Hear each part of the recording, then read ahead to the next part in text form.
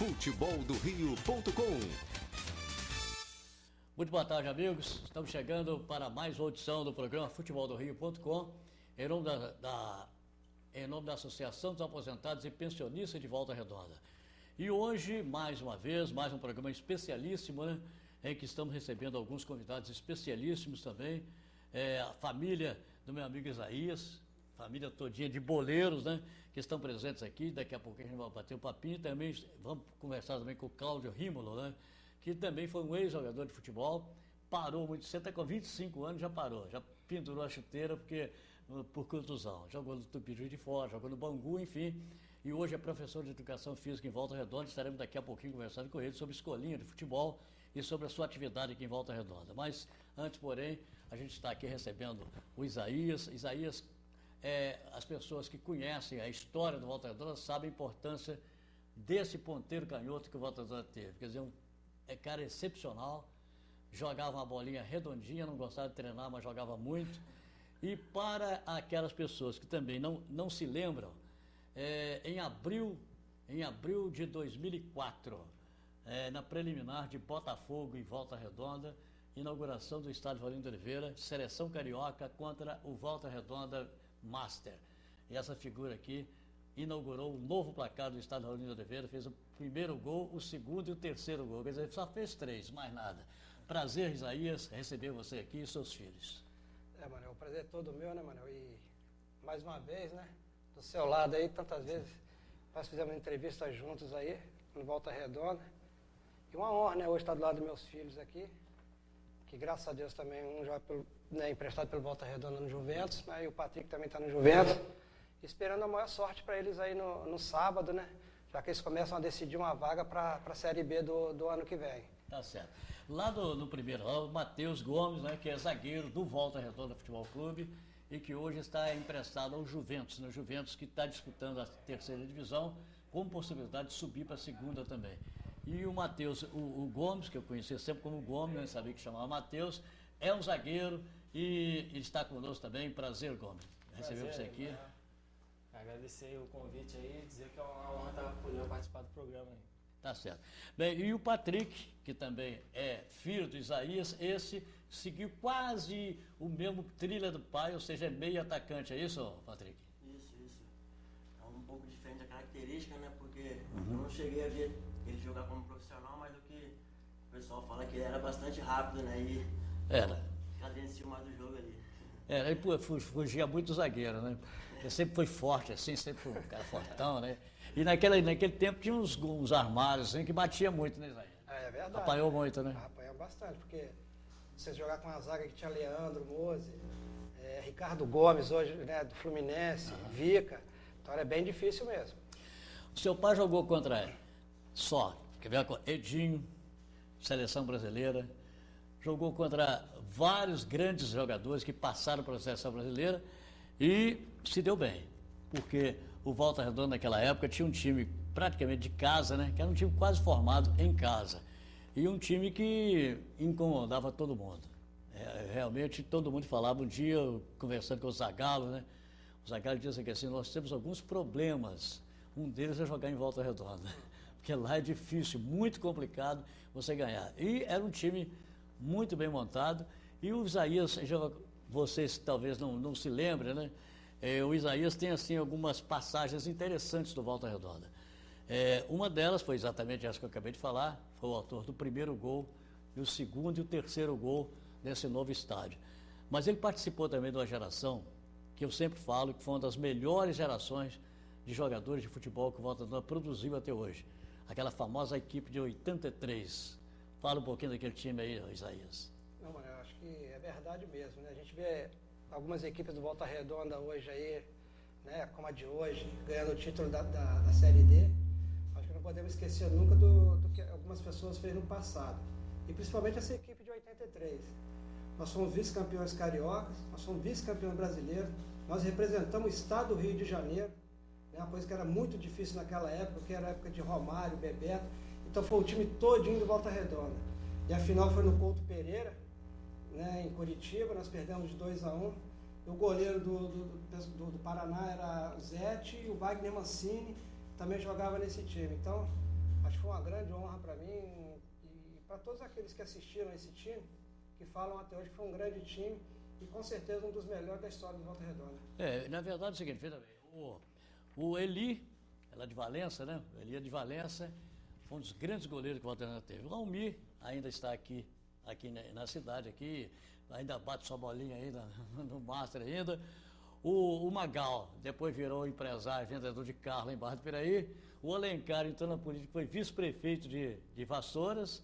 O alemão também trabalha no negócio de telefonia aí, não sei se ainda está trabalhando ainda. Ele trabalhava para a Velux também. Nós temos aí o Gelson, não me lembro onde ele está, o Gelson. O Gilvan é de Barra do Piraí também, o pai do Jorginho, que jogou com você, joga com você ainda. O Bragança hoje está em Portugal, mora em Portugal, casou lá. O Enio também, não me lembro onde está o Enio. O Ramon está em Portugal também e o Isaías está aqui comigo. Tá? Então, são esse grupo que eu acho que posso afirmar para vocês que foi talvez um dos melhores em termos de resultados. O Volta Redonda teve grandes equipes, né? Mas esse time, ele em termos de resultados, foi um dos melhores, porque era um time que não tinha bola perdida para aquela garotada. E outra coisa também, não tinha jogo perdido. Eu me lembro naquela decisão, no segundo turno contra o Vasco, que vocês ganharam do Vasco, não é isso? E que qualificaram para a decisão. Aí a gente sempre coloca isso com muita tristeza, o fato da forma que o Volta Redonda foi representar o estado do Rio de Janeiro. O Volta Redonda foi campeão do segundo turno, iria para a decisão com o Flamengo, e se decidisse ganharia o campeonato tranquilamente, porque era um time muito superior. Só que a federação, para não deixar o Volta Redonda entrar, ela ofereceu ao Volta Redonda o direito de representar o Rio de Janeiro no Campeonato Brasileiro de Seleções, e o Volta Redonda aceitou e eliminou uma série de estados aí. Era um campeonato só que disputava aquele ano, tinha São Paulo, Minas, Pernambuco, Rio Grande do Sul, Paraná, enfim, e acabou chegando na final com o Paraná. Aqui foi 1-1, lembra? Isso mesmo. 1-1 aqui, lá perdeu, mas perdeu num gol de córner, em que você não jogou aquele jogo não, né? Nesse gol de córner, depois que a bola bateu, a defesa do Volta Redonda parou, foi o Magal, não me lembro quem parou, pensando que a bola tinha saído e não tinha saído. O Paquito, que jogava no Curitiba na época, pegou a bola, rebote, jogou, o Vancini fez de cabeça. Então, esse foi o gol que deu ao time do Paraná o título de campeão brasileiro. Foi o primeiro campeonato brasileiro não era sub-20, de juniores, né? Foi o primeiro, e depois tivemos outros campeonatos. Então, o Volta Redonda tem algumas coisas no Volta Redonda, de história do Volta Redonda, que marca. E eu sempre falo que existem jogadores que passaram pelo Volta Redonda que não podem ser esquecidos, porque são jogadores que deixaram a marca dentro da Volta Redonda, e vocês podem ter muito orgulho do pai de vocês, que deixou sua marca dentro da Volta Redonda como craque e como figura humana e como pessoa. Uma pessoa que eu conheço, Isaías, desde quando ele começou, e sempre foi isso aí, tranquilão, gente boa, sempre foi, e uma pessoa que eu tenho assim, um carinho muito, muito grande por ele, e vocês podem ter um orgulho muito grande do pai que vocês têm. Tá certo, senhora? Então, por isso que hoje eu convidei o Isaías para vir aqui, porque se ele foi tão bom, eu acho que os filhos teriam que ser também. Responsabilidade para você, Gomes, primeiro. O pessoal até fala, meio fica brincando, né? Fala que se jogasse 10% do que ele joga hoje, a gente já estava um time grande já. Isso eu falo também com o Jorginho também. Se o Jorginho jogar 10% que o pai dele jogou, É verdade. o Jorginho. Você, o Patrick, como é que você começou no futebol? Quais clubes passou, enfim? Então, comecei na base do Volta Redonda também e permaneci até 2010 e depois fui para o Primeira Caminho, que era um time de empresário lá em São Paulo. Até o presidente na época era o Roque Júnior. Depois retornei, joguei em 2011 de novo no Júnior de Volta Redonda e meu último ano fui jogar no Barra Mansa. Fui vice-artilheiro lá do Campeonato Carioca de Juniores, fiz 14 gols. O artilheiro também era do nosso time na época, fez 16, que era o Matheus também. E depois disso, eu tive que me apresentar no profissional, mas aí apareceu uma oportunidade para Portugal. Mesmo sendo um time semi-profissional na época, eu fiquei 8 meses lá. Depois de lá fui direto para a Sérvia também em 2014, fiquei mais 6 meses lá. Depois disso vim para cá e não consegui me empregar num clube novamente e comecei a trabalhar, por causa que eu já tinha uma filha. E agora a oportunidade do Juventus aí com o Merico, o Max, o Jorge lá me deu a oportunidade de estar voltando. Eu agarrei e estou aí agora aí brigando. Você é mais novo que eu? Sou mais novo. Ele é mais novo. Ele é o mais novo. Você tem 24 e tem 21. Você tem quanto? 24. Tá muito novo ainda. Então, os dois estão muito novos, né? E tem mais um, tem? Tem mais um, caçula. O caçula também está jogando. 18 anos. O caçula não é muito chegado de jogar bola, não. Não? Não. Ele só vai ter jogar, mas não. Esses dois aí mesmo que. Então foi o filho rebelde. É, o rebelde. Então tá certo. Mas, o Isaías, então, como é que é a vida do pai Isaías para vocês? Porque o Isaías, jogador, a gente conhece. O papai Isaías, como é que é o Isaías para vocês como filho dele?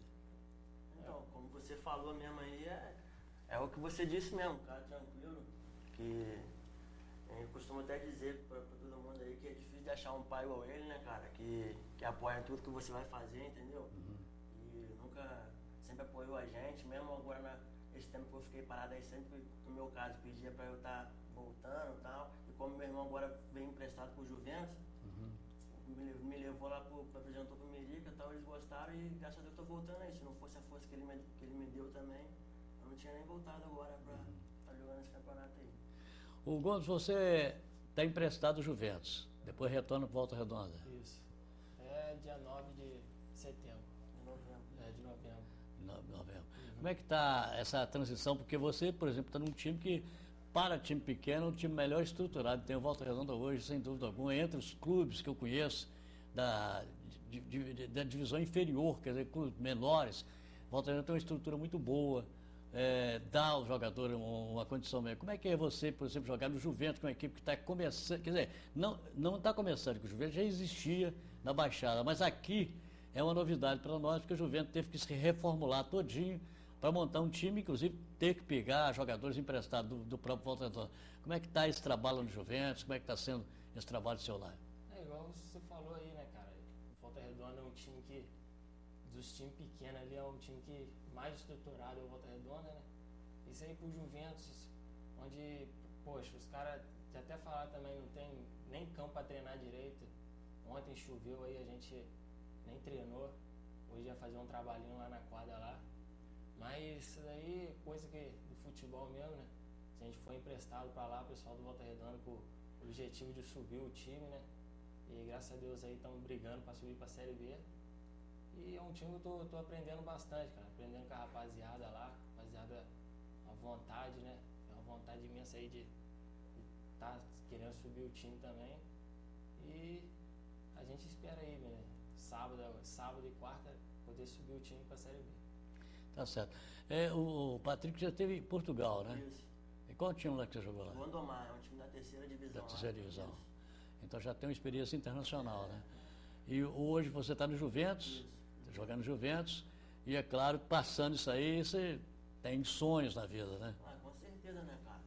O primeiro objetivo nosso agora é subir o Juventus aí, conseguir subir, porque, igual ele falou, mesmo não tendo muita estrutura lá, os caras têm muita vontade, entendeu? Desde os jogadores, os caras que ajudam, muitas pessoas também, tipo assim, não são nem remuneradas e ajudam a gente lá, entendeu? Uma vontade muito grande, ficaram muito tristes quando a notícia que teve agora aí que tinha perdido os pontos, mas graças a Deus o advogado conseguiu recuperar os pontos aí, a gente entrou na briga de novo e o objetivo é subir agora e o ano que vem, né?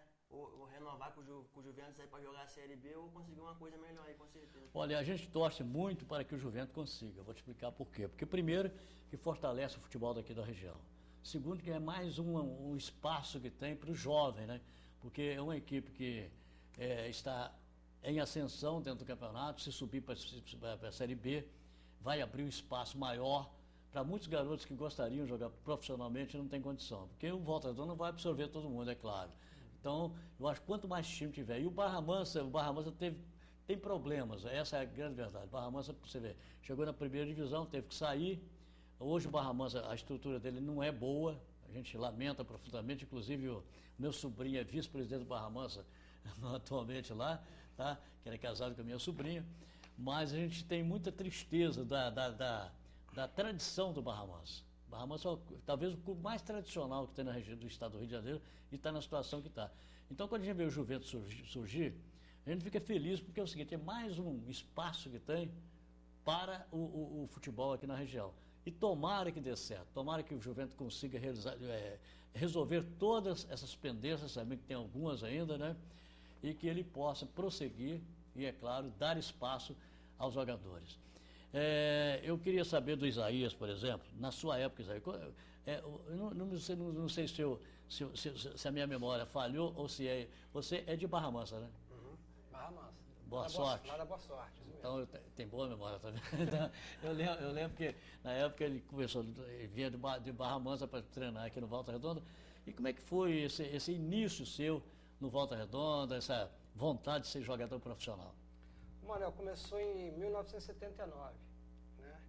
Eu vim fazer meu primeiro teste aqui no campo do transporte, Geraldinho, o Paulinho, Cabeção na época, né? E depois dali não saí mais de Volta Redonda. Joguei no juvenil, joguei nos juniores. Aí em 81, que eu fui para o Botafogo, fiquei 8 meses lá. Depois retornei para jogar no juniores do Botafogo.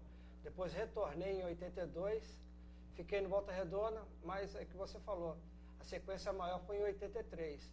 Aí de 83 até 90, né? Depois passei pelo Central lá de Barra do Piraí, fui para Portugal. Em 93 retornei novamente para o Volta Redonda. Para vocês verem a importância do seu pai sempre foi caladão. E nesse time ele era capitão do time. Geralmente o capitão é o cara que mais fala, é o cara que vai lá e o pessoal... Então por quê? Ele tinha, assim, ele passava para os companheiros uma imagem de segurança. Tinha um cara que era tranquilão, mas um cara perseverante, um cara que sabia o que queria.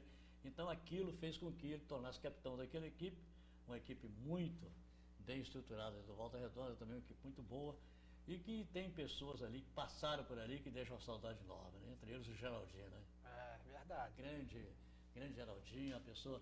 Depois teve também outras pessoas que passaram por lá, mas o Geraldinho foi um cara que vocês não conheceram, já faleceu já há algum tempo. Ele foi treinador do comercial, né? Era do comercial aqui da Colina. E acabou indo para o Volta Redonda e ninguém fazia muita fé nele. E ele tinha assim um trato com os jogadores de tal forma que ele uniu o grupo de tal maneira que o time jogava por eles, né? Verdade. Todo mundo falava, vamos jogar pelo nosso treinador, lembra? Era mesmo. Eu acho que o importante é esse, mano. Eu acho que o importante é... O treinador hoje, eu tive vários treinadores, eu acho que o treinador não ajuda nem prejudica time nenhum, você tá entendendo? É um cara que está ali para comandar. Mas a pessoa ele tem que passar respeito, né, para as pessoas que ele está comandando. Se você olhar um treinador, você vê que o cara não passa confiança, não adianta nada. Mas graças a Deus com a gente aqui foi bem diferente aqui no Volta Redonda, né? Era uma rapaziada que veio da base e a gente sempre confiou nos treinadores, e os treinadores confiaram muito na gente também. Há muitos anos, depois de bastante tempo naquela época, né? Aí um dia estava em Juiz de Fora, tá? E um cidadão chegou perto de mim e falou assim, sou Manuel Alves, não lembra de mim não? Eu li assim, não estava lembrando mesmo. Aí ele falou assim, vou te falar quem sou eu. Você se lembra do Isaías? Eu falei, Isaías, grande jogador de futebol. Você lembra do Bragança? Eu falei, lembro. Aí que eu fui olhando, foi o Jansen Vasconcelos, que foi preparador físico dele. Nosso treinador, né? Nosso treinador. Foi ele que foi vice-campeão carioca e vice-campeão brasileiro também. O Jansen foi um cara que chegou aí, é igual eu falei pra você, é a confiança. Acho que tudo é confiança, né, mano? A pessoa passou confiança pra você, o trabalho vai dar resultado. E foi o que o Jansen fez com a gente aqui. Muito bom, boa gente também, é um cara também perseverante, muito bom. Naquela sua época, Isaías, quais os jogadores que, claro, não pode falar com o Isaías, porque o Isaías é uma região. Naquela época, assim, além, é claro, daquele time que nós já citamos aqui, que era um time muito bom, tá? Eu volto até sempre a dizer aqui que são jogadores excepcionais e que alguns deles, o Gilvan, por exemplo, chegou a jogar no Bahia, você também chegou a sair fora do país, jogar em outras equipes, no Botafogo. O Bragança também chegou a jogar em Portugal, o Ramon também chegou a jogar em Portugal, e casou lá em Portugal, inclusive, né? Mas, tirando aquele time, naquela época, lembra de alguns grandes jogadores de Volta naquela época? Da base mesmo, Ana? Não, do profissional. Da equipe profissional. Porque o Volta Redonda acaba de conquistar um título, tá? Com uma equipe também muito bem montada pelo Surian. Foi o primeiro título a nível nacional que o Volta Redonda conquistou. Quando falaram que o Volta Redonda nunca chegou de título nacional, já foi vice. E falaram, as 2 ou 3 rádios falaram aqui, televisão falou, só que esqueceu que o Volta Redonda, o primeiro título de vice que ele foi esse time do seu pai. Falaram aquele título de 94, que o Volta Redonda foi 95, foi vice-campeão da Série C, lembra? Jogou com o 15 Piracicaba e perdeu. Então até falei que os caras estão enganados. O Volta Redonda não é só uma vez vice, não, foi vice-campeão brasileiro, tá, de seleções, e ninguém sabia, ninguém lembrava dessa época, tá? Então, naquele tempo, nós tínhamos aí alguns jogadores e eu não sei se foi daquela época, o Décio Teles, lembra dele? Jogando Volta Redonda, meia. Não. Veio de São Cristóvão para cá. Paulo Isidoro. Lembro. Que veio do Atlético Mineiro para cá. Isso. Tá? Então você tinha assim uma série de jogadores.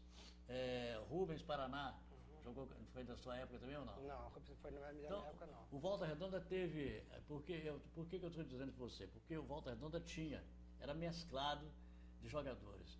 E tem muita. Ontem até estava conversando com o Fubá aqui sobre o Volta Redonda. O Volta Redonda teve, naquela época, não tinha dinheiro. Nunca teve, Volta Redonda nunca foi time rico. Mas o Volta Redonda tinha um poder de aquisição de jogadores extraordinários. Tá? E tinha diretores daquela época que não conseguia trazer jogador para aqui que ninguém imaginava. Para você ter uma ideia, o Russo, na época, foi campeão paulista pelo Corinthians no domingo e na quarta-feira era jogador de Volta Redonda. Tá? O Sivaldo foi campeão baiano pelo Vitória da Bahia e veio para o Volta Redonda também. Então, jogadores de grandes equipes passaram pelo Volta Redonda. Então, para você ver a dificuldade que seu pai teve para ascender como profissional naquela época. Que o Volta Redonda tinha jogadores extraordinários, né? Os grandes jogadores do futebol brasileiro passaram pelo Volta Redonda.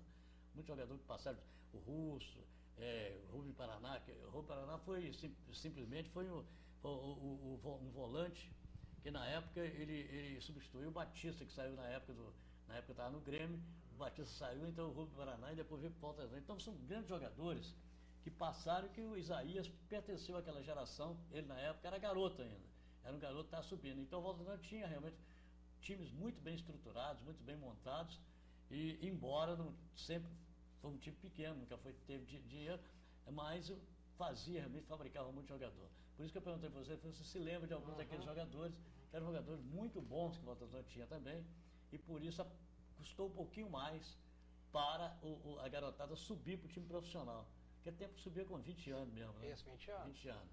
E como profissional, qual o período que você jogou no Volta Redonda? O que você tem de recordação de bons momentos no Volta Redonda?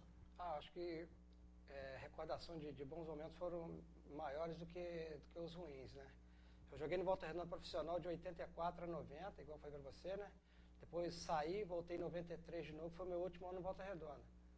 Então, é o que você falou, acho que a maior conquista mesmo foi aquela de 83, né? E eu sendo capitão de uma equipe daquela, que tinha o Bragança, tinha o Juvan, era um cara que que já jogava mais tempo aqui no Volta Redonda, e eu fui o capitão daquela equipe. Aí, mano, eu quero uma coisa também, você falou sobre jogadores. Duas posições que o Volta Redonda sempre teve grandes jogadores. Goleiro e zagueiro. Sempre foi. Goleiro. Eu já sempre comentei com eles aqui. O melhor da história do Volta Redonda, para mim, na minha opinião, foi o Leite. Leite, muito bom. Melhor goleiro. Por quê? Essa época que eu joguei como profissional, a gente jogava contra esses Romário, Roberto Dinamite, né, os caras do Fluminense, era o outro nível do que são hoje aqui. E o Leite sempre aparecia como o melhor jogador do Volta Redonda. Sempre era a seleção. E zagueiros, nós tivemos o Sklau, tivemos o Edinho, tivemos o Magal, né, tivemos o Alencar, o Dedé, não é mesmo? Hoje, o Gilberto foi jogar uma final. Né, um cara que saiu dos juniores, estava jogando a Copa Rio, foi jogar uma final de Série D de Campeonato Brasileiro. O Gilberto não comprometeu. Para mim, nos dois jogos que eu vi mais por causa do Gilberto mesmo. Foi um dos melhores jogadores. Então, quer dizer, acho que se Volta Redonda olhar, hoje com a estrutura que tem um cara que conhece demais, que eu estou falando para eles aqui, tem que ter um cara que conhece, que é o Zada. Né? Um cara que conhece, um cara que vai buscar mesmo jogador, que vai encaixar e vai dar liga. Então, mesclando os jogadores, acho que o Gilberto foi o maior exemplo disso daí. Foi um cara que fez zaga com o Gomes aí durante muito tempo nos juniores e colocou ele para jogar e ele deu conta do recado. O Gilberto faz parte desse grupo, né? Que o seu pai lembrou muito bem. No caso, por exemplo, o Volta Redonda teve o Marcelo também, que hoje está no Chapecoense, isso mesmo. jogador também que não foi formado no Volta Redonda. Pouca gente sabia disso, mas ele foi formado no Macaé. Isso. Ele veio do Macaé para o Volta Redonda e no Volta Redonda se firmou, hoje está no Chapecoense. O Dedé é outro. Esse garoto, o Gilberto, eu acho que vai ser na sequência. E o seu filho também foi da mesma geração do Gilberto. Quer dizer, pode se espelhar nele, de repente amanhã ou depois vai jogar junto de novo, porque o Gilberto vai continuar aqui, o Volta Redonda sempre tem que trocar jogador, sai jogador, entra jogador, de repente vai jogar aqui outra vez com o Gilberto, quem sabe vocês vão jogar juntos uma hora em qualquer. E como é que é o Gilberto, assim, ele que hoje se saiu tão bem nesse campeonato aí, como é que é como companheiro de time? O Gilberto sempre foi um cara tranquilo, né, cara? Que mesmo ali quando eu não tava treinando no profissional, não ia pra jogo, né? Mas é um cara que sempre chamava ali pra fazer um treino à parte com ele depois dos treinos, um cara que também tem muita vontade, né? Que ele mesmo no jogo, ele queria estar, né? No time profissional, ali no titular. E um cara exemplar também, que treina bastante. E mesmo com a pouca idade ali, pode se espelhar nele, que é um cara, gente boa. Tá certo. Seu pai falou do Leite, que eu também concordo com ele.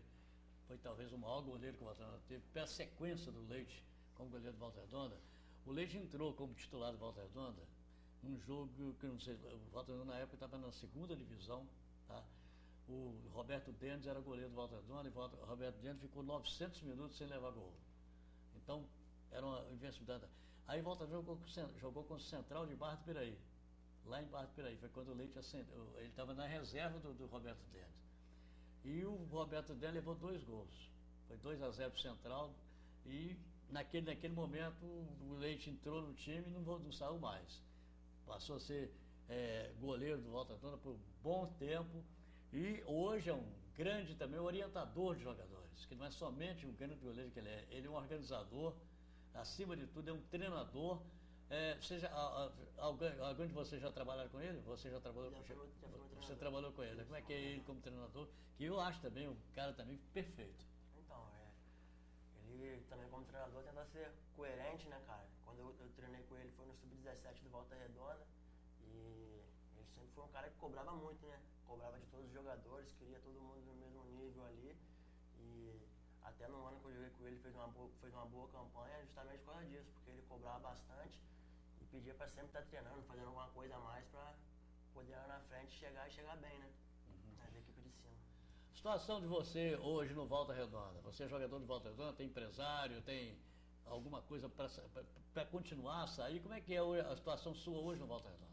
Minha situação é prestado no Juventus, tem empresário, não foi conversado, meu contrato acaba em janeiro agora, né?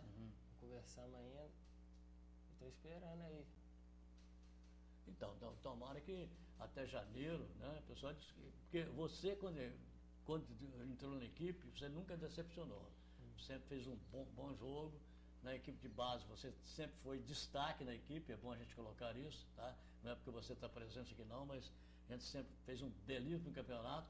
Então, a hora da diretoria de Volta Redonda é ver esse lado, que são jogadores promissores e que tem que ser moldado, não é dispensado, tem que ser, quer dizer, moldar o jogador de forma que ele possa amanhã ser útil e aí sim o time até ganhar dinheiro com ele. Porque o futebol hoje é muito profissional. E, no caso aí, quem cuida do seu negócio é o seu pai mesmo. Meu pai. Manel, acho que foi até igual, acho que o Zada conversou com o Gomes antes de emprestá-lo para o Juventus, que ele queria ver uma sequência de jogos do Gomes, né, jogando profissional. E graças a Deus, a gente tem que agradecer aqui o Merica, né, ao Alex, né, o Max, o Jorge, essa e o Guilherme, né, o Banana também, que está lá também dando uma força lá. E o que eles queriam aconteceu, né? O Gomes teve essa sequência de jogos, foi o capitão do time. Na final lá em Bangu, contra o Barcelona do turno, ele que bateu o último pênalti, né? Que conseguiu contra São Gonçalo, né? Contra São Gonçalo, a final. Então, acho que foi para isso. O empréstimo dele foi para isso, para ele dar uma avaliada como é que o Gomes seria jogando um campeonato, mesmo sendo uma Série C, né? Tá certo. Olha, Igor, foi um prazer realmente ter aqui você, tá? Conosco. sucesso para você, tomara que dê tudo certinho, que você retorne para o Volta Redonda e que seja aproveitado o Volta Redonda. Patrick, você também, sorte para você, você que está retornando agora, quer dizer, está pegando mais um espaço agora, tomara que dê certo. E o seu pai, é claro, continue levando, vivendo a vida espelhada no pai, tá? Que é uma pessoa que, não é porque é meu amigo, não, diz que amigo da gente não tem defeito, mas isso aí, ele pode ter seus defeitos, mas eu não conheço defeito não. Tá, sabe, é um prazer realmente ter você com a gente aqui. E volte sempre, o dia que puder aqui, voltar de novo para contar essa história. A história dele é tão vasta que acabei, não deixei nem quase falar. Não, mano, eu acho que eu só tenho a agradecer a você essa oportunidade aí, né? E agradecer ao Volta Redonda também, ao Juventus, né, que abriu a porta pro Gomes, pro Patrick aqui, e que eles possam dar uma sequência na carreira deles. Tá certo. Essa é a família do Isaías, um dos maiores jogadores do Volta Redonda Futebol Clube, aí na sua história. O Gomes, zagueiro, filho do Isaías. O Patrick, filho do Isaías, é meio atacante. O outro filho do Isaías foi rebelde, não quis jogar futebol, mas não quis seguir a carreira do pai. Muito obrigado, Isaías. Foi uma honra muito grande ter você, seus dois filhos aqui em nosso programa, tá certo? Em 1 minuto, estamos de volta em nome da Associação dos Aposentados e Pensionistas de Volta Redonda. Estamos apresentando futeboldorio.com. Vitor Contabilidade, profissionalismo e dedicação a serviço de Volta Redonda e há 42 anos cuidando da sua empresa. Legalização, serviços contábeis, fiscais e tributários. A Vitor Contabilidade é mais do que uma empresa de contabilidade, é um parceiro. Confiança, precisão e eficiência garantem a soma de lucros e multiplicam os resultados. Vitor Contabilidade, presente há 42 anos em Volta Redonda, oferecendo soluções para a sua empresa. Rua Luiz Alves Pereira, 151, Aterrado. Telefone 3347-1335. A Associação dos Aposentados e Pensionistas de Volta Redonda oferece a você e toda a sua família os melhores serviços na área de saúde. A AAPVR conta com especialidades médicas nos centros de saúde de Volta Redonda e Barra do Piraí, onde você, associado, além de não pagar pelas consultas, ainda recebe descontos em diversos tipos de exames. E mais, você não precisa ser aposentado ou pensionista para garantir esses benefícios. Seja um associado contribuinte. Saiba mais em aapvr.org.br. A Associação dos Aposentados e Pensionistas de Volta Redonda. Administração Ubirajara Vaz. Vem aí a terceira festa do trabalhador, 19 de novembro, ginásio do Recreio Volta Redonda. Premiação, 10 poupanças de R$1.000, 10 poupanças de R$2.000, 5 poupanças de R$1.000 e uma poupança de R$5.000. Fique atento, seja um associado ao Sindicato dos Trabalhadores da Construção Civil do Sul Fluminense e participe! Conseguir uma colocação no mercado de trabalho está cada vez mais difícil. E cá entre nós, sem uma graduação, fica ainda mais complicado. Pensando em você que teve que parar de estudar, mas deseja voltar, o Unifor oferece a oportunidade de concluir os seus estudos com até 50% de desconto nas mensalidades. É simples, acesse unifor.edu.br/volte a estudar e agende o seu atendimento. E o melhor, é você quem define o dia para ser atendido. Aproveite essa oportunidade para seguir em frente. Eu sou o Edinho Silva. E eu sou o Carlos Samuel. E nós queremos te fazer um convite. Todas as sextas-feiras, de 12 às 13 horas, com o programa Tribuna do Esporte aqui na TV Ideal.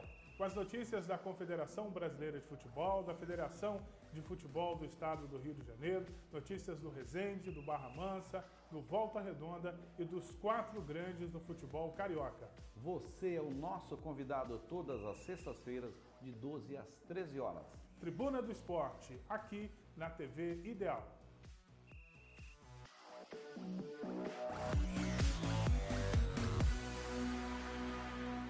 Voltamos a apresentar futeboldorio.com. Pois é, estamos de volta com o futeboldorio.com em nome da Associação dos Aposentados e Pensionistas de Volta Redonda. Segundo convidado é professor de Educação Física e ex-jogador de futebol, Cláudio Rímolo. Boa tarde, Cláudio. Prazer ter você com a gente aqui. Boa tarde, Manuel. A gente agradece a oportunidade de estar aqui, né? Meu pai já teve a oportunidade de vir aqui falar do projeto que a gente tem lá e eu fico muito honrado de fazer parte também do programa. O pai dele já esteve aqui, porque tem a escolinha do Santos, né? Santos VR, lá no bairro do Retiro. Ele esteve aqui, falou da escolinha de futebol dele. E, obviamente, hoje o filho está aqui, que é professor de educação física, mas não é somente um professor de educação física. É um ex-jogador de futebol. Eu gostaria de conhecer um pouquinho a sua história como jogador de futebol e por que você parou tão cedo. Eu iniciei com 7 anos, inicialmente no futsal, né? Lá no futsal do Náutico com o Marlos. Aí, mais ou menos com 10 anos, eu fiz a transição para o campo, trabalhando em escolinha. O professor que foi meu professor no campo com 10 anos, hoje eu tenho o privilégio de trabalhar com ele, que é o Marquinho, né, que o senhor conhece muito bem, foi jogador do Volta Redonda também. E eu me profissionalizei no Tupim Juiz de Fora com 17 anos. Né? Até então, na época, eu fui o jogador mais jovem da história do clube a me tornar profissional. Até, inclusive, na Juiz de Fora, eu acompanhei o início da carreira do Felipe Surian, que ele iniciou lá como auxiliar. Ele foi atleta do clube, é de Juiz de Fora. Iniciou como auxiliar lá em... Então, no caso aí, você conheceu o Drupski, né? Conheci o Drups também. O Drups já foi no meu último ano de contrato. Eu não tive tanto contato com ele porque eu estava disputando os juniores. Eu tinha da idade juniores, então eu desci para disputar os juniores. Então, o Ricardo, o Drupski é um grande amigo também nosso. Teve uma breve passagem pelo Volta Redonda e se tornou um grande amigo.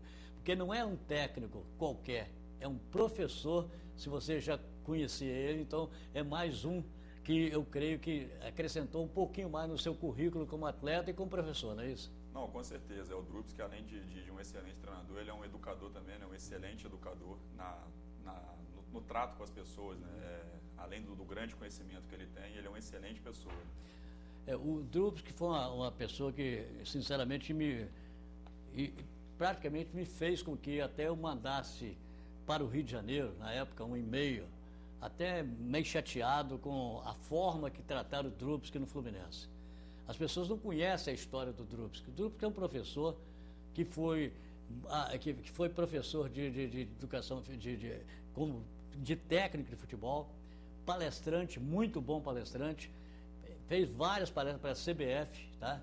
Ministrou cursos também de treinador de futebol, é um estudioso, é um catedrático no assunto, e que por acaso não deu tão certo em termos de resultado, porque o brasileiro é assim, ele tem que saber resultado no momento, mas a parte teórica ele sabe tudo, e sabe muito mais do que a gente possa imaginar.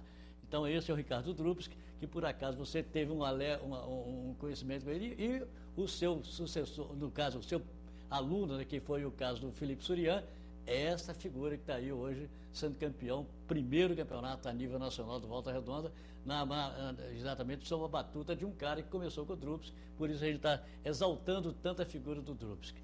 Mas vamos falar do Cláudio Rímolo. O Cláudio Rímolo, então, começou no Tupi Juiz de Fora, profissionalizou e depois? Me profissionalizei no Tupi, né? O primeiro contrato foi de 3 anos, e foram 3 anos, assim, eu não tive muita oportunidade no profissional, porque jogador no time, em clube pequeno, que vem da base, é complicado, porque a rodagem de treinador é muito grande. Né? A cada 4 meses troca o treinador e clube pequeno sabe como é que funciona. Né? O treinador sai, leva os jogadores dele, os que chegam, trazem também aquela leva de jogadores dele, então o pessoal da casa acaba ficando esquecido. Nesse período eu atuei mais pelos juniores, tá? Ao encerramento do meu contrato, retornei para a Volta Redonda, surgiu uma oportunidade que um grupo de empresários do Rio, juntamente com o Guto Nader, fechou uma parceria com o Bangu, formaram um time sub-23, né? Nos preparamos até aqui na fazenda, aqui em Pinheiral, lá no CT João Avelange, e fomos excursionar na Europa. Ficamos 3 meses lá na Europa, na Alemanha e na Hungria. O intuito deles era vender jogador. Porém, né, o discurso que foi feito aqui chegou lá e não foi cumprido. Se preocuparam mais com o resultado do que propriamente dito com a venda de jogadores. Então, no caso, por exemplo, esse grupo aí que você participou foi o Fênix, né? Ou não? Ou já era outro projeto? Porque tinha o Fênix, que também era da família do Guto Nader, né? Sim. Inicialmente seria com o Fênix. Só que eu acho que houve problemas lá, que o Fênix estava com algumas pendências junto à federação. Correto. Aí não poderia viajar utilizando o Fênix, né? Porque como é uma excursão internacional, a CBF tem que ser comunicada, autorizada, e eles fecharam a parceria com o Bangu. Aí trouxeram toda a estrutura do Bangu, né? Alguns profissionais também, alguns jogadores, para acabar de compor o elenco e a gente excursionar lá para fora. Tá certo. Bom, eu queria conhecer você também, a sua atividade aqui em Volta Redonda. Eu parei de jogar, né, profissionalmente devido a uma série de lesões que estavam me chateando, né, uma série de outras coisas também que a gente passa pelo futebol. E nesse período do futebol eu já tinha iniciado a faculdade de Educação Física. Eu iniciei lá em Juiz de Fora, fiquei um período trancado. E assim que eu retornei para Volta Redonda, eu iniciei na FOA de novo. Né? Reabri a faculdade e dei seguimento. Me formei e há 3 anos eu trabalho na Escolinha do Santos, que funciona lá no bairro Retiro. Que é por acaso do seu pai também, né? A escolinha já funcionava lá com o Marquinhos, ele já tinha um trabalho dele. Correto. E o meu pai sempre teve uma vontade assim, de estar por trás, né? Dessa questão de escolinha, de futebol. Meu pai sempre foi muito apaixonado pelo futebol. Aliás, a gente traz isso de berço, né? De família. Nossa família sempre foi muito apaixonada pelo futebol. E surgiu a oportunidade de, na época, trazermos a franquia do Santos para Volta Redonda. Né? E como a gente já conhecia o Marquinhos, já tinha sido aluno, fechamos a parceria com o Marquinhos e estamos tocando o trabalho até hoje. Tá certo. Ele está dizendo sobre berço, né? E a gente sempre lembra do engenheiro Kishmaia, que é tio, né? Meu tio. E que foi um conselheiro do Volta Redonda e uma das pessoas, figuras centrais do Volta Redonda no início do Volta Redonda.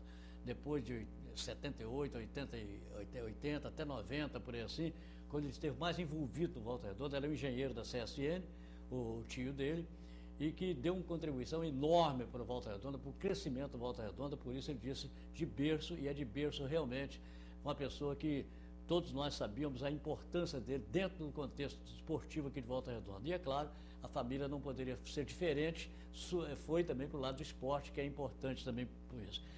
Sobre a escolinha do Santos, que seu pai já esteve aqui, falou um pouquinho, como é que está o prosseguimento do projeto lá? A gente fez 3 anos de escolinha, né? A gente não é mais franquia do Santos, né? A gente estava tendo muito mais custo do que benefício com o Santos, né? Eles deixaram a gente um pouco de lado. Ao término do contrato a gente optou por não renovar, né? Tiramos a logomarca deles, que era Meninos da Vila, e mantemos Santos VR. Hoje a gente está com a última contagem que a gente fez agora, a gente está com aproximadamente 135 alunos. Essa questão de alunos ela é muito rotativa. A gente tem uma base, mas a rotatividade de aluno é muito grande. A gente tem recebido agora bastante, são alunos de 5 anos, né, que a gente até então tinha, a gente até recebe, mas era a quantidade pouca. A gente conseguiu formar uma turma legal de 5 anos, né, é um público que vem crescendo, porque às vezes o pai trabalha muito, a mãe trabalha muito, o aluno não ficar dentro de casa, a criança não ficar dentro de casa, procura uma atividade para o garoto. Então a gente tem recebido bastante. Né, a gente trabalha com alunos de 5 a 17 anos, nós estamos disputando uma competição agora, que é a Liga de Barra Mansa, ao qual ano passado a gente foi bicampeão no Sub-17, campeão no Sub-9 e campeão no Sub-11. Esse ano a gente está participando mais assiduamente da organização da competição, e a competição está em andamento, está indo para a 7ª rodada agora, faltam mais 2. A gente está dando prosseguimento no trabalho, né, ao longo do tempo. Futebol de campo, né? Futebol de campo. Agora, tem algum projeto de futsal também ou não? Ou só campo? Não, a gente não trabalha com futsal. A gente até tentou, mas a gente não conseguiu porque a concorrência de futsal em Volta Redonda é muito grande. Então você pega pessoas muito antigas em Volta Redonda com futsal e assim, e você criar um espaço agora, aí você misturar um trabalho com o outro, aí ficou meio custoso para a gente fazer isso. Bem, são mais de 100 crianças, então fica muito difícil até você direcionar assim, tipo assim, esse aí é craque, esse não é craque, esse vai ser, esse não vai ser, porque na verdade, todo garoto, quando chega numa escolinha, o pai sonha em ver o garoto progredir, ser um grande craque no futuro. Diz que todo filho é craque e todo pai é coruja, né? Então essa é a grande verdade. Mas nessa gama de 100 e poucos garotos, você visualiza assim, algum jogador, assim, algum garoto que vai dar sequências, é claro, sem falar nome, para não melindrar os outros, mas você vê assim, nessa gama de garotos aí, alguns aí que possam realmente prosseguir na carreira profissional? A gente já teve a gente tem uma faixa de 3 a 4 alunos que já tiveram experiências fora da escola, né? Já tiveram dentro do Palmeiras, já tiveram no próprio Santos, né, que foram selecionados dentro da avaliação, no Flamengo, no Cruzeiro, e só que o futebol é muito difícil. Assim, eles foram como experiência, são excelentes atletas, são garotos muito dedicados, muito dispostos, e infelizmente o futebol é um meio muito concorrido. Alguns não ficaram até por sacanagem mesmo, né? E outros não ficaram porque às vezes garoto novo chega no clube, né, ele se sente nervoso, ele se sente acanhado, porque é um meio diferente, são outras, né, outra metodologia. Mas a gente trabalha firme, né, a gente sabe que no meio do futebol é complicado, 135 alunos, às vezes 1 vira, 2 viram. Como você falou, tem muito pai que chega lá e meu filho joga, e a gente tem uma preocupação muito grande de passar para ele que ele é uma escola. A gente não promete. A gente não promete que o filho vai ser, que vai deixar de ser. A gente promete ensinar o futebol para ele, que é a nossa proposta. Né? Ele é uma escola de futebol. Aliás, na vida de um modo geral, né? Não adianta você pode ter a melhor faculdade e você não ser um bom profissional. O cara pode ter a melhor faculdade do mundo, sai de lá e às vezes, como diz os velhos, vai ser um vagabundo. Já tem um cara às vezes que estuda num colégio assim, bem humilde e chega um dia a ser um prêmio Nobel, uma série de coisas. Então, a questão do atleta, a questão do ser humano de um modo geral, depende muito da vocação, da perseverança e, acima de tudo, de levar a coisa a sério, né?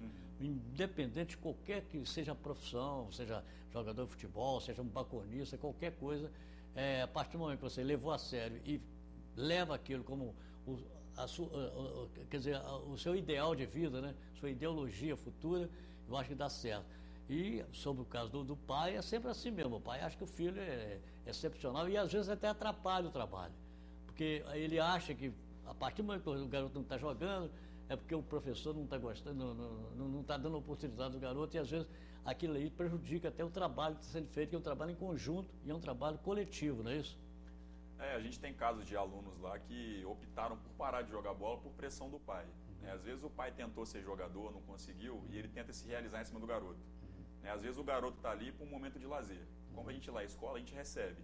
Tem o que quer ser jogador, tem o que é recomendação médica, tem um que vai lá para passar o tempo. Então a gente lida com esse tipo de público. Então nós, professores, a gente tem que saber lidar, né, com cada situação, né, porque a cobrança ela acaba sendo um pouco diferente. Bem, a diversificação de idade, é isso que eu gostaria até de, aproveitando a sua presença aqui, porque cada faixa etária é uma forma que você tem que dirigir ao aluno. Porque tem uma criança mais sensível, aquela mais expansiva, aquela que às vezes é mais rebelde, enfim, é uma série de personalidades, são várias personalidades que o professor tem que saber conviver com aquilo. Como é que é conviver com essas crianças? Já teve algum problema com criança? Ou seja, problema que não existe, mas pelo menos que deu dificuldade em ter solução? Bom, assim, como a gente lida com crianças de 5 a 17 anos, né, como você falou, o trato com as crianças era diferente. As crianças de 5 anos elas são mais brincalhonas, né, até pela característica da idade, são mais elas extravasam mais, né. Mas a gente, ultimamente, o que a gente tem tido um pouquinho de dor de cabeça são com os maiores, né, com a faixa etária de 16 a 17 anos, porque já começa a sair, já começa a ter acesso a outros tipos de coisa, é festa, é namoradinha.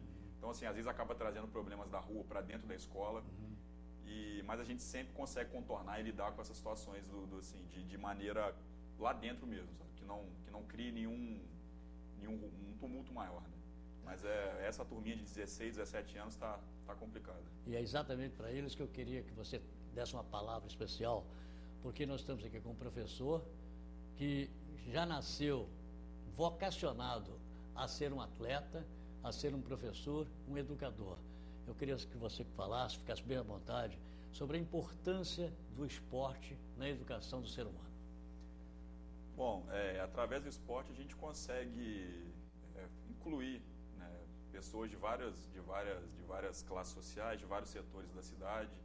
E dentro do esporte, né, até em Volta Redonda existem vários projetos também, que é a ocupação do tempo. Às vezes a criança ela não vai ser jogador, mas ele tem que ocupar o tempo. O que a gente vê muito hoje é o jovem desocupado.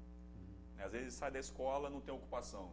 Aí às vezes o pai trabalha, a mãe trabalha, o jovem está em casa sozinho e ele não tem ocupação do tempo dele. Então, assim, o que a gente procura fazer lá com o esporte é trazer eles para nós, né, para próximo de nós. Eu fui jogador, tive a oportunidade de ser atleta, o Marquinho também foi atleta. Então, assim, a gente procura passar nossas experiências para eles, de que as coisas ruins que nós vivemos, né, para que eles não possam passar também. Porque assim, a gente teve que aprender tomando pancada, né? Eles podem aprender ouvindo, né, seguindo os exemplos. Hoje a gente vê televisão, o que a gente mais vê é jovem sendo preso, né, jovem com tráfico de drogas. A gente já teve alunos lá na escola, assim, tem até um caso de um que era um excelente jogador, só que a gente perdeu ele para o mundo do crime. Na virada do ano ele chegou a ser baleado, com troca de tiro.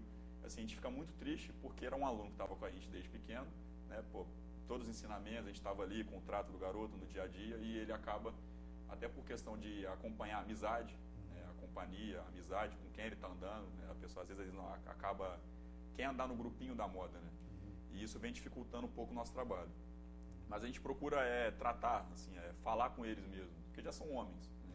já estão no final da maturação, de homem para homem mesmo, né? de exemplificar bem para eles, porque quem segue o caminho errado, o único caminho que tem depois ou é a prisão ou é o cemitério. Né? Geralmente é um caminho sem volta, né? Porque infelizmente é isso, a partir do momento que você ingressou no mundo do crime, você não tem, dificilmente você se reestrutura, a não ser que tenha uma força de vontade muito grande e até apoio, né? Porque no caso aí, por exemplo, tem que ter um suporte para o cara voltar à vida normal, porque infelizmente é isso. E é esse o ponto em que nós sempre falamos aqui sobre isso, da importância da inclusão social através do esporte.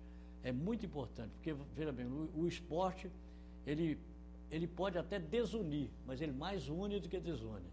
Na verdade, é que o esporte, de modo geral, é um formador praticamente de elos de amizade, de convívio social, uma série de coisas que o esporte traz, e o principal dele é a ocupação do jovem para que ele tenha, naquele espaço em que ele saiu da escola, que ele desceu da sua casa, ele tem uma atividade para desenvolver, uma atividade sadia, porque o esporte ele só faz bem.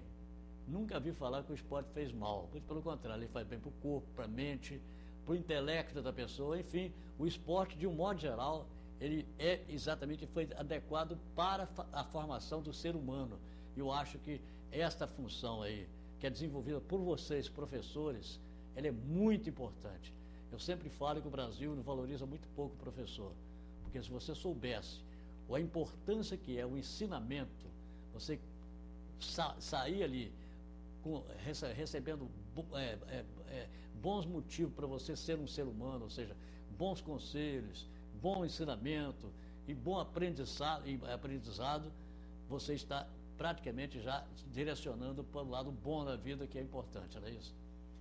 Eu tive a oportunidade também até por causa da faculdade, de estar dentro de escolas também. A gente vê que a educação física dentro da escola, ela é um pouco deficitária. Parte professor, parte também questão estrutural, e também a gente vive no meio da tecnologia, também fica mais complicado, né? Você vê que o jovem, a gente até procura incentivar dentro da escola a prática do esporte. Só que a facilidade do aparelho eletrônico é tão grande que ele prefere jogar o esporte no eletrônico do que praticar, né? Exatamente. Aliás, hoje em dia, a criança, ela conhece mais de tecnologia, às vezes, que a pessoa adulta. O garoto já sai sabendo mexer no computador, no smartphone. Então, você vê, é muito comum você ver um cara de 6 anos hoje brincando, fazendo joguinho, que na minha época, por exemplo, isso não existia. Então, nesse lado, também entra o esporte de prática.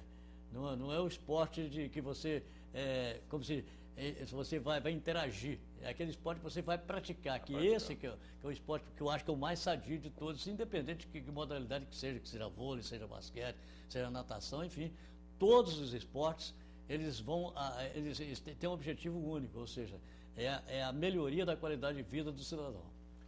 Até tocando também mais num ponto do projeto social, a gente tem um exemplo, né, nessas últimas Olimpíadas, que é a Rafaela Silva, que é campeã olímpica de judô, agora também é campeã mundial. Ela saiu de um projeto social, lá na favela lá do Cantagalo, até um projeto social do Flávio Canto, né, que é judoca, hoje é apresentador. E é um exemplo vivo de que o projeto social, a inclusão dentro do esporte funciona. Primeiramente foi a irmã dela, e depois ela foi seguiu o passo da irmã e acabou sendo campeã olímpica. Eu também participo de um projeto de judô próximo à minha casa. Eu também, assim, não só o futebol, mas eu adoro esportes. Então, assim, o judô é mais um que eu pratico como hobby. E tem um projeto social também bacana que funciona no Retiro ali também, na sede dos Vicentinos, né, na Rua Ceará, e que as crianças carentes daquela região foram todas abraçadas para dentro do projeto, e o projeto já funciona. Nesse local agora funciona há quase um ano, mas funcionava num outro local já há mais ou menos uns 4, 5 anos, e que a gente consegue trazer crianças para dentro do esporte. A gente não consegue, assim, às vezes, como a gente está no Brasil, a gente pensa muito no esporte ao futebol. Hoje em Volta Redonda a gente não tem escolinha de vôlei, a gente não, escolinha de basquete o número é reduzido. artes marciais, o judô é muito pouco difundido, né, é mais escondido. Então, assim, através dessa inclusão do esporte, a gente consegue contribuir um pouquinho para a cidade também, né? Quem sabe daqui de Volta Redonda não sai um outro jogador, exatamente, um outro judoca, outro nadador como o Thiago Pereira. Outro nadador como o Thiago Pereira, que vem representando Volta Redonda há anos aí no cenário nacional e mundial, né? Tá certo. Bom, e olha que nós estamos numa cidade privilegiada, né? Se você pegar e comparar Volta Redonda com as demais cidades, nós temos todo aqui, o aparato para a prática do esporte, nós temos em Volta Redonda com qualidade, é bom a gente colocar. Eu quero deixar você bem à vontade, porque você tem a escolinha de vocês lá, para dizer como que fazer para participar dela, como o pai pode dirigir vocês, onde que hora que eu treino, enfim, fica à vontade, você tem aí 5 minutos para poder desenvolver aí esse convite para todos eles. Bom, a nossa escola funciona na Sociedade Esportiva Retiro, né? É o único campo de futebol que tem no bairro. Segunda, terça e quinta, né? No período da manhã e no período da tarde. O aluno que estuda de tarde, ele faz o treinamento na parte da manhã, e o aluno que estuda de manhã faz o treinamento na parte da tarde. Aos sábados, a gente sempre tem as competições, ou quando não tem competições, a gente está sempre amistoso. A gente fez um levantamento mais ou menos ano passado, que somando competições e amistosos, a gente fez na casa de 65 jogos no ano. É basicamente a média de um clube profissional que um clube profissional joga durante um ano. E a gente recebe alunos de 5 a 17 anos, né? Os treinamentos são todos separados dentro das faixas etárias, né, por idade. Então, a turma de 5 anos ela é sub-7, então treinando de 5 a 7 anos, o sub-9, né, que é o 8-9, o sub-11, 10 e 11, o 13, o 15 e o 17. Né? Então, são treinamentos individualizados por faixa etária. A gente não atropela o nosso treinamento, a gente não avança a etapa, né? O aluno ele vem de uma forma progressiva. E a gente está com um projeto na escola que a gente começou a botar ele em prática. Ele surgiu há mais ou menos há 2, 3 anos, no início da escola, né? Que era da gente fazer um álbum de figurinha dos alunos, espelhado no futebol, no Campeonato Brasileiro. Correto. Agora a gente conseguiu tirar do papel, né? Já tiramos as fotografias, estamos vendo agora só a parte gráfica, que é mais uma maneira dos alunos interagirem entre eles. Exatamente. Né? Cria aquele divertimento dentro da escola, de um aluno ter que juntar o outro, trocar figurinha com o outro, colecionar o álbum. E também uma lembrança também, né? Posteriormente, quando chega mais velho, não estourar a idade da escola, ou for um jogador ou não for, ele tem história, né? Tem o que mostrar para os filhos, ou para o pai, ou para o avô. Para mim é uma novidade. Sinceramente, eu não sabia desse projeto, que eu acho que é importante, é muito legal. Não sei se já existe em alguma parte do país, mas para mim foi novidade. Parabéns aí pela iniciativa, que eu achei muito legal. A gente já existem competições no interior de São Paulo, porque o interior de São Paulo é muito forte nessa questão de competições de base, onde as equipes que participam da competição, elas são inseridas dentro de um álbum. Agora, aqui em Volta Redonda, essa questão de álbum da escolinha, eu ainda não tinha ouvido falar. Era um projeto que a gente tinha em mente, a gente estava tentando viabilizar ao longo desse tempo, só que agora, nesse último ano, a gente conseguiu tirar do papel. Então, a gente acredita que até agora, final de outubro, meados de novembro, a gente consiga, já está com tudo, para os alunos se divertirem e brincar um pouquinho também, né? Tá certo. Bom, para a gente fechar, eu falei como fazer para ir lá, mas o que tem que levar para o garoto poder se matricular lá? A gente tem uma relação de documentos, que são cópias dos responsáveis, né, dos documentos dos responsáveis, uma cópia do documento do aluno, foto 3x4, o atestado médico, que é fundamental, né, para a prática esportiva, o médico liberando para a prática, e um outro documento principal também, que é a declaração escolar. A gente não aceita aluno que não esteja estudando. A gente também tem até uma política lá na escola, que o aluno, quando não está com nota vermelha, nós, por sermos educadores, a gente acaba dando um castigo no aluno, né, até que ele recupere as suas notas. Tem muitos pais também que tomam essa postura, né, lá na escola. Então, assim, que o nosso pensamento é o seguinte: não é só o futebol, a escola tem que caminhar junto. Igual no meu caso, eu tentei seguir a carreira, não consegui seguir, mas eu me formei e estou estudando. Então, a gente acredita que a escola também tem que caminhar junto com o esporte. Tá certo, Cláudio. Foi um prazer realmente ter aqui, tá? Volte sempre, que será um prazer muito grande, tá certo? Eu que agradeço. Parabéns pelo projeto. Muito obrigado. Bom, tá aí, portanto, o Cláudio Rímulo, né? que é professor de Educação Física, lembrando que nós temos também a Copa da Amizade, né? Aqui lá foi definido as chaves e amanhã eu gostaria de ter o professor Luizinho aqui para a gente falar sobre a Copa da Amizade. Um grande abraço a todos. Amanhã voltamos ao meio-dia com o futeboldorio.com. Futeboldorio.com